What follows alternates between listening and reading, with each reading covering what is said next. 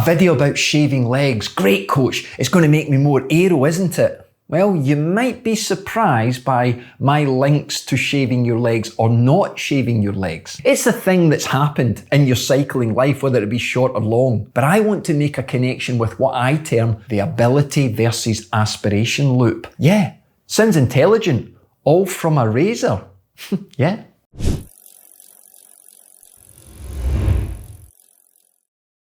Okay, so let's be honest. Shaving your legs is something we see in the pro game. They're lean, young, muscular, tanned legs. They look great, don't they? Sounds a little bit odd, coach. No, you know what I mean. And we're always aspiring and comparing ourselves to some level of the professional game. Come on, you've got to admit it. There is some links there. But remember, they're shaving their legs not for aero gains. They're having regular massages. They are having more incidents where they fall off their bike. Yeah, even you, they fall off their bike more than you. And that means they've got more road rash. So the hygiene and the healthcare, it makes it much simpler for them to have shaved legs. However, you sat down at a cafe once and someone in your group, the one that knows everything, okay, told you you'll go faster if you shave those legs. Those big, fat, hairy, black hairs on your legs are slowing you down. It's a load of bollocks, obviously, but that decision of when you lose that leg hair, when you pop your cherry, lose your virginity and take the step. Oh, it's a big one. It's also a messy one probably if you're very hairy and you haven't told the family you're doing it. But anyway, look, let's dive into it. I want to categorise your journey into 3 steps. You either did these steps all at once or you took your time. And these steps are bike, lycra, cleats. Now the bike itself, your first bike, or where you are now. You've maybe had an experience over years of journeying through new bikes. You maybe started with a heavy bike. You maybe moved to a lighter bike. How long did that take you? But the bike itself is a representation of you, just like your car. My first car was a Mark I Fiesta back in the early 90s. It was a shithole. I bought it for £50 and I sold it for £50 scrap. But however, a lot of people used to say to me, your status, your identity is through your car. I used to think, what a load of bollocks. But it is true. However, that car could do the national speed limit. The same as any car, 50, 100 times its value. Your bike though creates either an obstacle or an opportunity. Your bike is an excuse or a reason. Your bike is already identified as the limiter in your fitness journey. You know the people I mean. I'm not going to go as quick today. I'm on my winter bike. Oh, my bike's a lot heavier than yours. The bike is a symbol. And sometimes that symbol means you're not going to shave your legs because you've got a shit bike. You know where I'm coming from? Let's say you move from the bike, you're getting fitter and stronger and you make the lycra jump.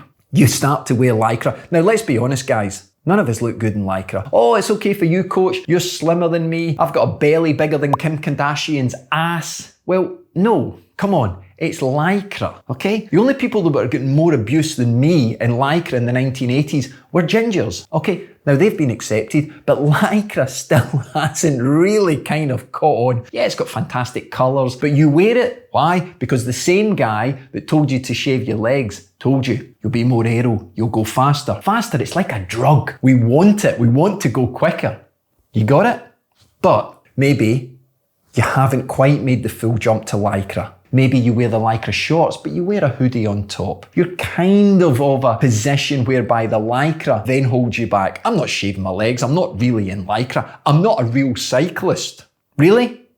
What about cleats? You finally make that jump. You've got the nice bike now. You're in full lycra that matches your bike. And now you've got the cleats on. You've mastered clipping in and clipping out. You've fallen over a few times, but you keep going. Now you can do a track stand.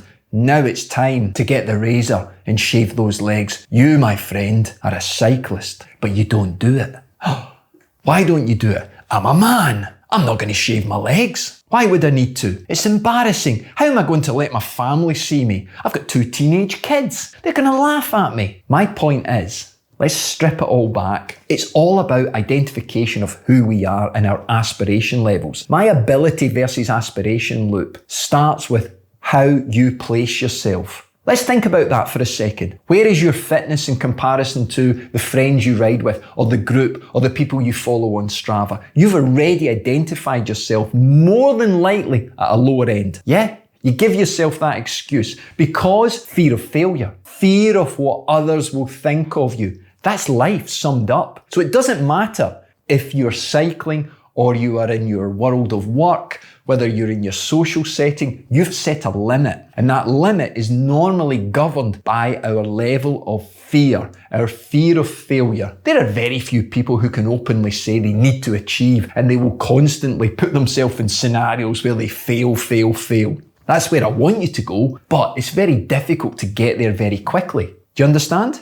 So, shaving your legs is just another step in the way of, well, I'm not going to do it because people will laugh at me. I'm not a real cyclist. I'm fat. I'm old. I've got a shit bike. I've got ginger hair.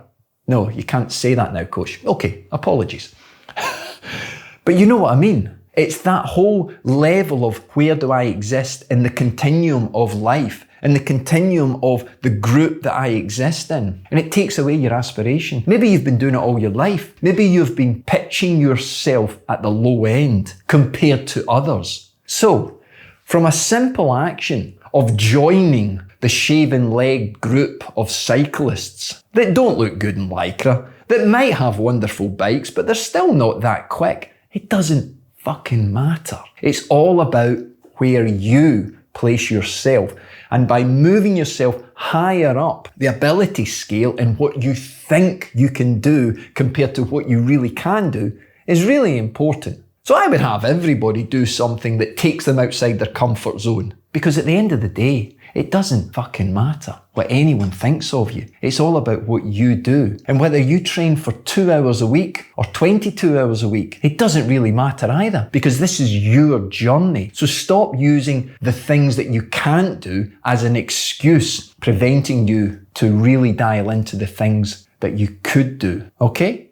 So, let me know what your journey is like with the shaved leg and what your experiences are with it. Whether you do it or whether you don't, I don't care. But maybe this video will open up your mindset to other areas in your life that you've placed barriers, restrictions, walls that you think you're not capable of going over. And I believe everybody has a hidden superpower, and cycling is one of the greatest ways to unleash it, because it's you versus the environment. It's you versus the weather. It's you versus the hills, the mountains, whatever. It's all about moving yourself forward.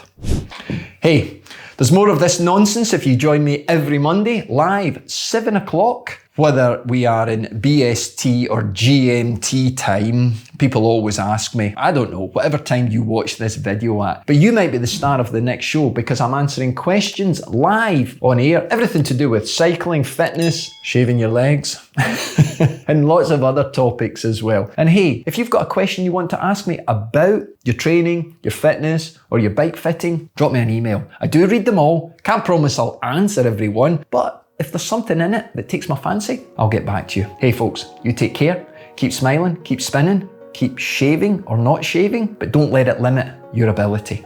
Speak to you soon.